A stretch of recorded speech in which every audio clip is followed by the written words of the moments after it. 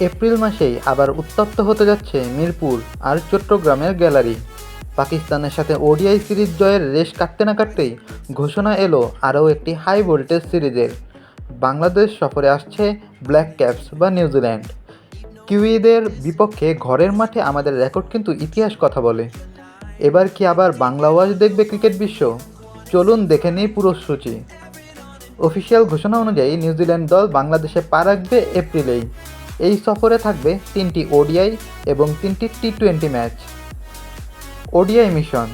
ODI series শুরু হবে 17 April মিরপুরের শেরেবাংলা স্টেডিয়ামে। দ্বিতীয় ম্যাচ 20 এপ্রিল একই ভেন্যুতে এবং শেষ ওডিআই খেলতে দুই দল যাবে চট্টগ্রামে 23 এপ্রিল। টি-20 ধামাকা।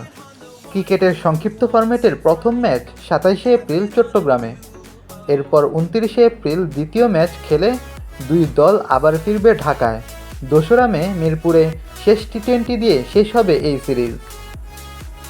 নিউজিল্যান্ডের সাথে ওডিআইতে আমাদের জয়রথ কিন্তু বেশ পুরনো। বিশেষ করে তানজিদ তামিমের এই বর্তমান ফর্ম আর বোলারদের আগুন ঝরানো বোলিং সব মিলিয়ে কিউইদের জন্য এই কন্ডিশনটা মোটেও সহজ হবে না। তবে মনে রাখতে হবে নিউজিল্যান্ড যে কোনো কন্ডিশনেই বিপজ্জনক দল।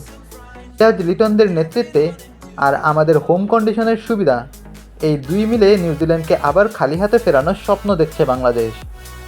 আপনার কি মনে হয়, ওডিআই নাকি টি-20 কোন ফরম্যাটে নিউজিল্যান্ডকে হারানো বেশি সহজ হবে? আর তানজিদ তামিম কি নিউজিল্যান্ডের বিপক্ষেও সেঞ্চুরি করতে পারবেন? বাংলাদেশের বোলাররা কি তাদের পরিচয় দেখাতে পারবেন নিউজিল্যান্ডের সাথে? আপনার মতামত কমেন্ট বক্সে ঝড় তুলুক।